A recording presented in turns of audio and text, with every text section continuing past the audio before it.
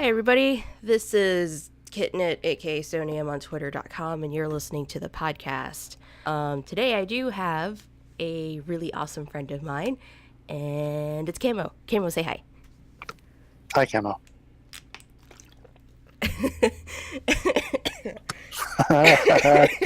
Don't die. I'm trying not to. So, first question for you. What's the source of your procrastination? I'll tell you tomorrow. Oh, okay.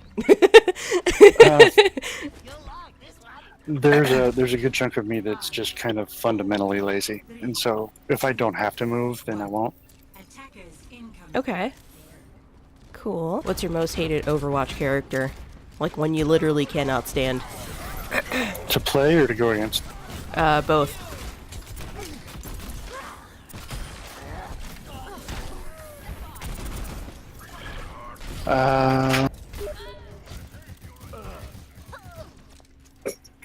I would say I don't like playing May very much. Alright. And I'm not sure that there's anything worse than a well-played sim. Like, that can just be the most frustrating thing ever. That or Farah. Ooh, yeah, I agree.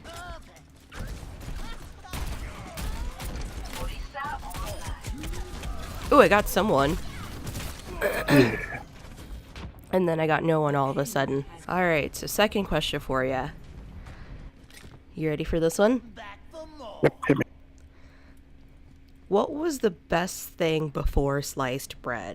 Bioluminescent cave walls. Okay. No, probably not. What was the best thing before sliced bread? Yes. Well, when was bread sliced? Oh no. I feel like that was just a recent invention. Didn't they have canned bread like back in the day? Or was that just my imagination? These dudes are just destroying us. What's the best thing before sliced bread? Why is this stumping me? This is not a hard question.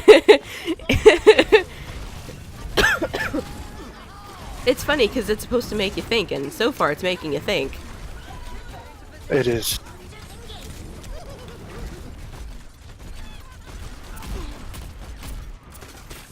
Oh boy. I'm hitting walls, and now I'm dead. Honestly, it doesn't even need to be like a right answer. It could just be whatever you think really is the best thing before sliced bread. I would think the invention of the fireplace, the indoor fireplace that doesn't then torch your entire house, would be pretty big. Okay. Do you have a fireplace? I have a wood stove, yes. Nice. Now, I visited the Pacific Northwest about, 2 years ago? A year and a half ago? Something like that? 2 years ago, yeah. Yeah. Really? 2 years? It really was. Oh, wow. I am not natively from here, but I've been here for a long time. We moved here in 1987. Jesus, that's old. Hey, thank you. Well, I mean, it's not an even offense worse. to you at all, but No, I know what you mean. Even worse, I was 12 when we moved here. So, yeah. damn. That gives me back those, North Carolina flashbacks. There you go. I hated that. Ooh. Oh, come on. I'm not gonna make it. This is stupid.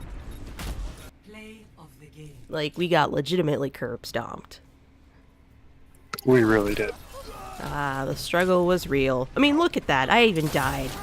Whenever I die in one of those, just puts you to shame. Okay, so last question was, what was the best thing before sliced bread? And you said stove, that wood stove thing, right? Yes, the non-torching house fireplaces. Gotcha. All right, here's another one for you. First, think of a product. Now, what would the absolute worst brand name for one of those products be? I would say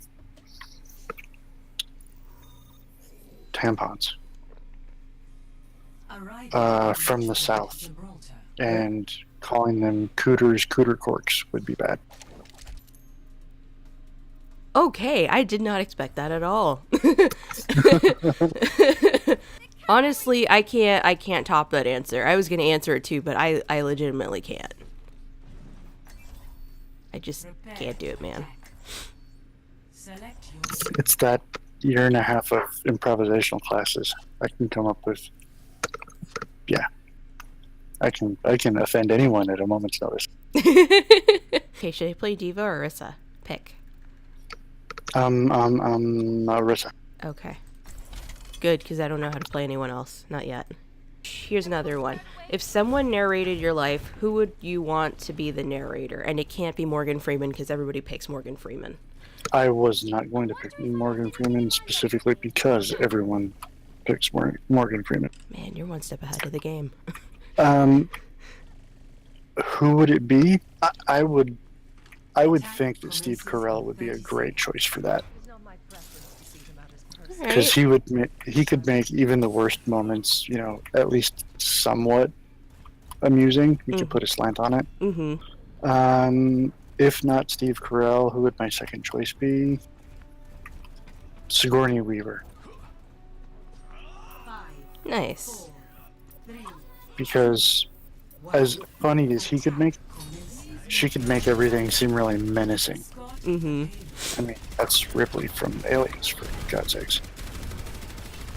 I know, I was watching Avatar the other day at work, and Sigourney Weaver showed up, and I'm like, oh, hey, I know her. Oh my god, someone save me so then I don't die. I got you. Thank you. Appreciate it. I will pee my golden stream all over you.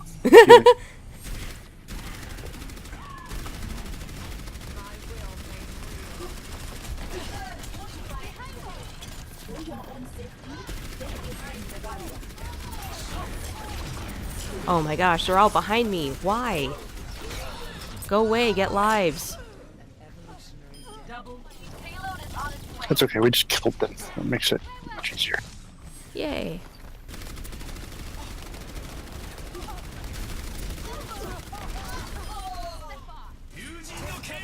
I hear Genji and it's not ours, is it? Nope, he just blew me up. Well, no he didn't. He cut me in half. I see that. Well, really, he cut me more in 3 fifths because it was kind of a deflection shot, but you know what I'm saying. Yeah, no, I gotcha. I feel like I'm not terribly interesting. No, you're absolutely interesting. You're just as chatty as the other two, so And on top of that, we're not getting curb stomped, so that's another thing. Oh, I just got sorry I beamed. Ooh. Alright, here's one to throw you in a loop. Okay. What two totally normal things become really weird if you do them back to back? Go to a funeral and speed date. Huh, alright. Especially if you do them simultaneously. Ooh. Brutal. Now, bonus question, whose funeral is it?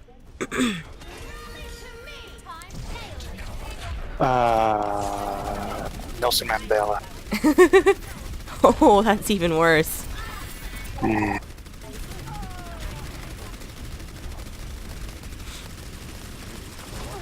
Oh, dragon. No dragon. Bad dragon.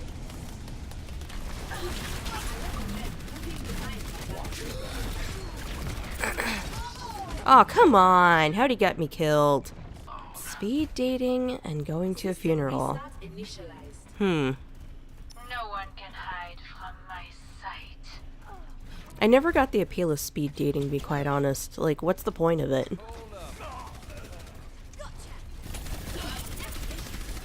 I'm sorry, I totally missed that. I was being spoken to. That's fine. I said I never got the appeal of speed dating. Like, what exactly is it?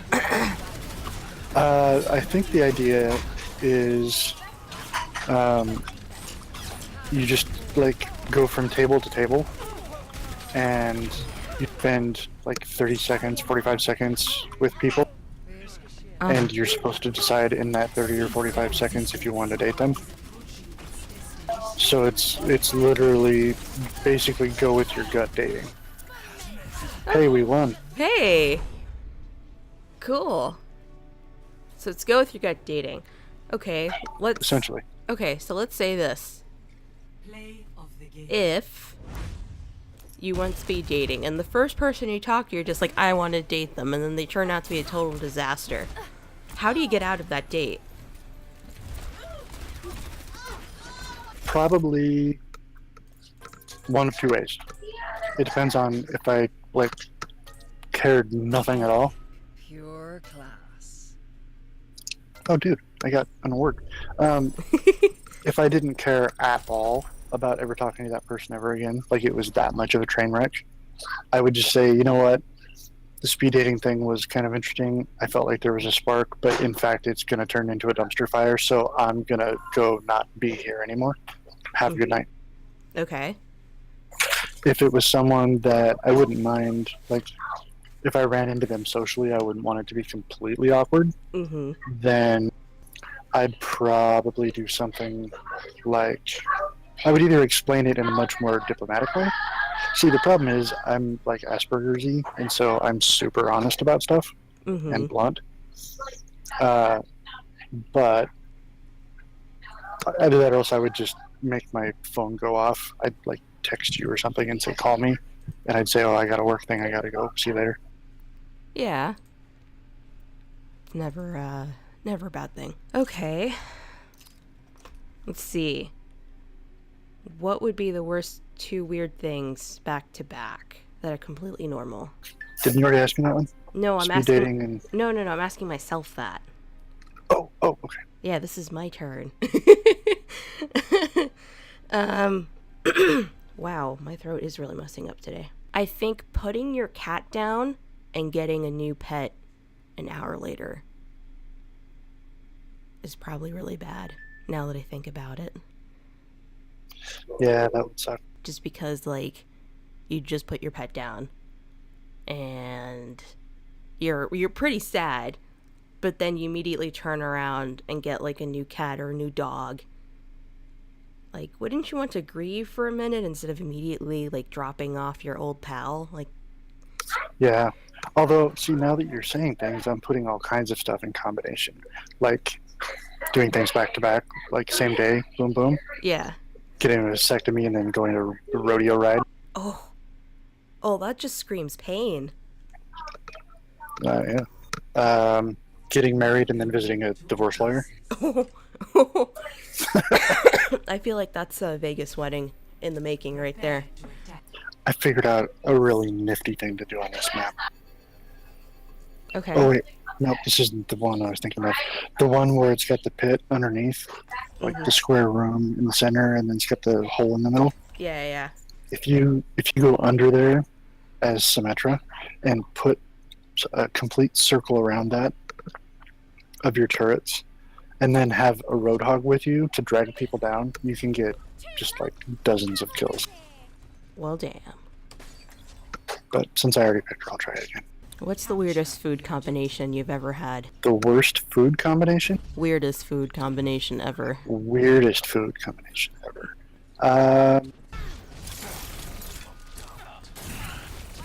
There's a tracer on the bottom right. Weirdest food combination. I had caviar on French vanilla ice cream. Ugh.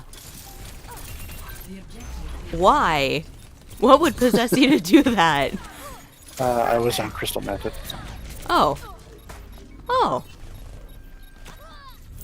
Okay. I dabbled. I never had a problem, but I always, I dabbled. Okay. So, like, you're 420 friendly, and back in the day, Yeah. you were very open-minded about things. That's cool. It's just that I always figured, before I judge anybody, I need to know what I'm talking about. So I always at least sampled things to find out what I was talking about. Fair enough. That's not a bad way to look at things. See, you sample things now, and everyone's like, what are you doing? They think your lifestyle has completely changed, and... Yeah, I just don't understand people anymore.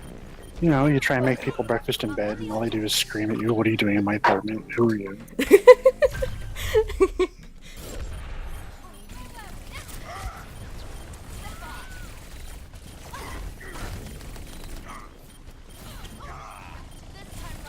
I don't think I have a weirdest food combination, to be quite honest. I don't think that's a bad thing, honestly. No? Why not? Because some combinations, like caviar and ice cream, shouldn't be tried. No. See, caviar is straight no, and not to mention, back in the day I was like a vanilla ice cream fan. Like, I hated chocolate, I hated any other flavor, I just wanted vanilla. Oh my god, the Sombra does not go away.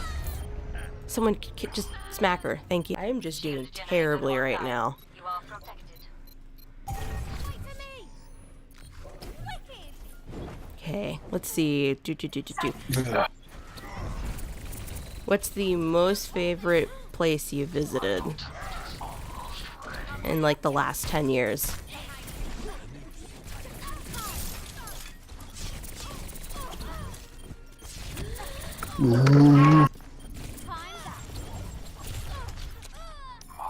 Wrigley Field. Sorry, I'm choking. Wrigley Field. If I had to pick one, I'd say Wrigley Field in Chicago. Progress, we must claim the objectives. Nice. Always wanted to go to Chicago. I mean, I'd only go It is there. a great town. Yeah, I mean, I'd only go there for like maybe 2 or 3 days tops. Made real. Yeah. It's an expensive town, don't get me wrong. Can't be as expensive as San Francisco. Yeah, you're probably. I've already experienced that heartache, and oh boy. Yeah. Now, as for my list, I mean, mine's in a dead tie. Like, I can't pick from just one coast. No. The answer is Seattle. Let's be real here. I mean, I like Seattle because, like, all the mountains and, you know, water and stuff, like, that combined is amazing, but...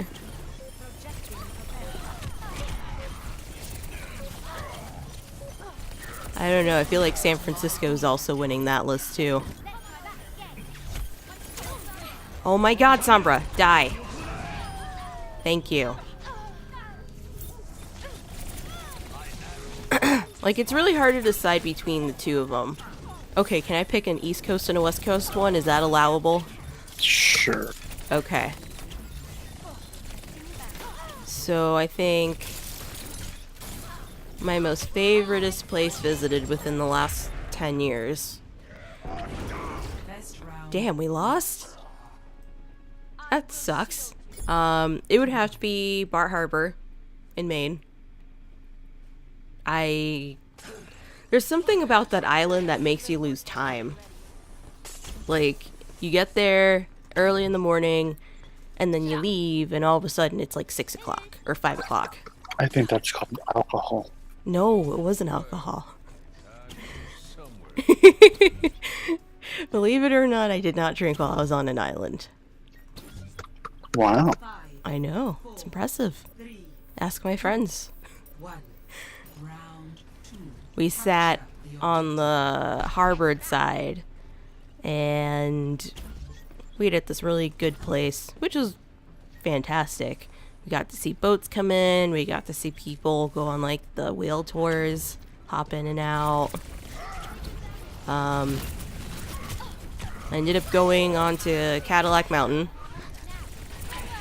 which in itself is an experience, just because you're sitting here in your car going up these windy like paths and you think you're gonna fall, but you don't. Nice. Yeah. So yeah, that's East Coast. West Coast, again, I think it's not San Francisco itself, believe it or not. It's actually right outside. So the Marin Headlands, Yep. aka the place that I got lost in. Yeah. that has to be one of my favorite places. Not because I got lost in there, but just because that entire area, like once you get away from San Francisco, it's so calm and quiet. It's extremely quiet. And all you can just hear is nothing but like the ocean crashing onto the beach and the rocks, and it's foggy 24/7, and like I stood right on the edge of the cliff at one point and I thought I was gonna fall. Nope. Yeah, but that was fun.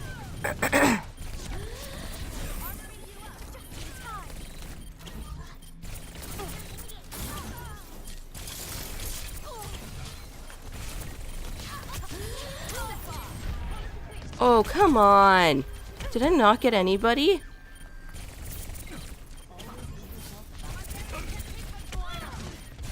I didn't get anybody.